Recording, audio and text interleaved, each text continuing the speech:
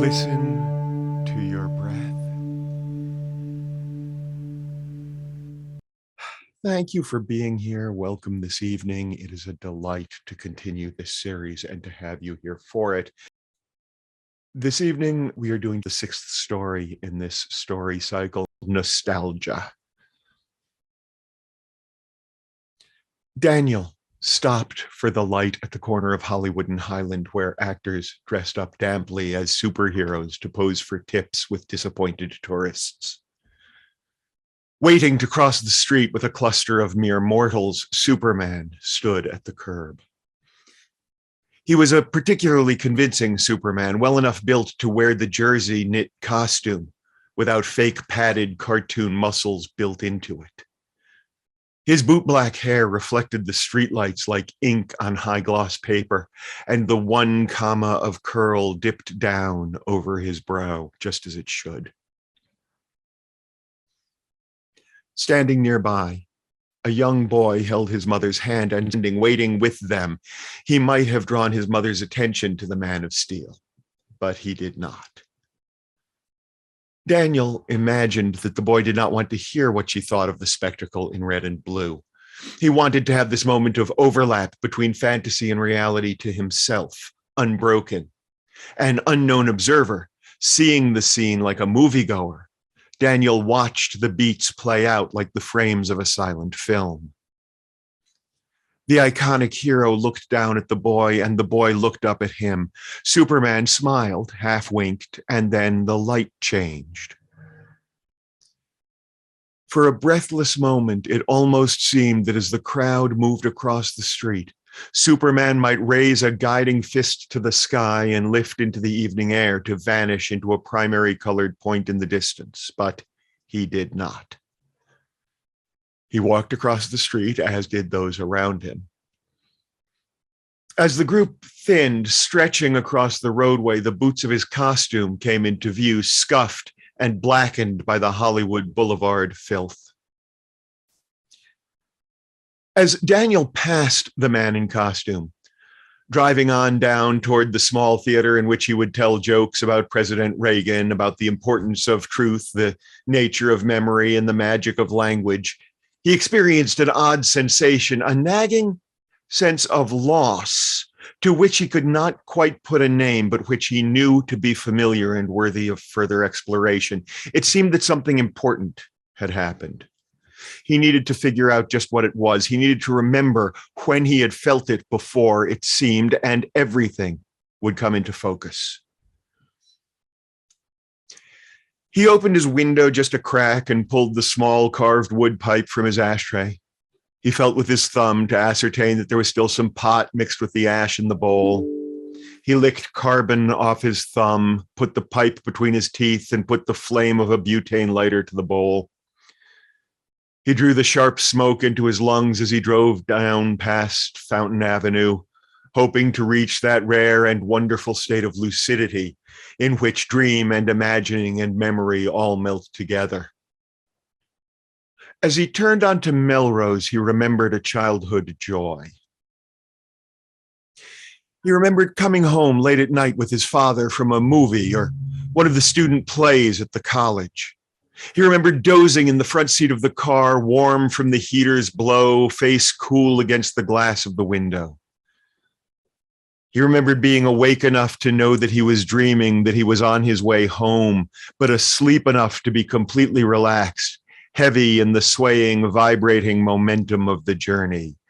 He would feel the slowing shift from highway to road, the last familiar turns, and then the rocking stop of arrival. Knowing the travel was at its end, he would pretend still to be soundly asleep. His father would lift him from the back seat into his arms to let him remain in slumber, though Daniel knew he was faking, and perhaps Paul did too. He was too big to be regularly carried by then, though, too heavy, too capable. So he would pretend to sleep, and he would smell the nicotine and the antiperspirant, and he would feel the rough beard growth of his father's cheek against his own. He would allow his father to carry him, and he would allow himself to feel safe and protected in a way that had been lost to him for years, or maybe only months. When they reached the stairs, though, his father had set him down. He had put Daniel on his feet. He had said, "Sorry, kiddo, you gotten too big. You're on your own from here." Just that fast. The comfortable ride was over. Worse still, he had been swept up in the shame, realizing that his father had known the deception the whole time, that they had been complicit in a lie. Had his father been enjoying the pretense too, or had he just been indulging Daniel's desire? And if Daniel had been awake, he wondered as a child, why had he wanted so badly to be carried? Why did it make him want to weep that he had to walk up the stairs himself as he did every night? He pulled the car into the Fred Siegel parking lot and waved to the valet kid, letting him know that he was a performer and would not have to pay to park. He took the last hit from the pipe and turned the image over in his mind, revisiting the time in his father's arms and enduring that moment of disappointment at the foot of the staircase anew with each review of the experience. He did not know as a child that what he was experiencing was his first taste of nostalgia, and then nostalgia denied. He did not have that vocabulary yet. He did not have that much self-awareness, reveling in the pretense that he could reclaim a simpler time when he was less self-reliant, when he felt better protected, safer. As a child, he had not known that even that simpler time was a distortion of memory. That when he had been smaller and more often carried, he had yearned to walk on his own, to learn self-reliance, to escape the coddling of toddlerhood. He only knew that he felt warm and comfortable in the arms of his father, hearing him groan as he lifted the growing weight, and that he must pretend to sleep to enjoy it. He sat in the car, luxuriating in memories of flopping in his father's arms. He longed to hold on for just a moment more to that beautiful fantasy. It melted, though. First from memory to fantasy, and then sublimating in a vapor of melancholy. He knew against all his powers of desire that he was not a child in his father's arms, but an adult alone in a car, dead broke, almost out of grass. To pretend to be anything else was a lie, and the truth held him fast, insistent, having a power of its own, more important, more potent than any comfort provided by a soothing lie. All nostalgia, he realized, depended on a lie, a willful ignorance of the fact that life was always as complex as it is now, even if we were not yet equipped to perceive it. There it was again, that feeling, that sense of unnameable, barely bearable loss. Using both of those moments, the heartbreaking desire to remain in a moment of double-ply memory and the sad, startled flash of filthy red boots on the mortal in the superhero costume, he was able to bring adult vocabulary to bear.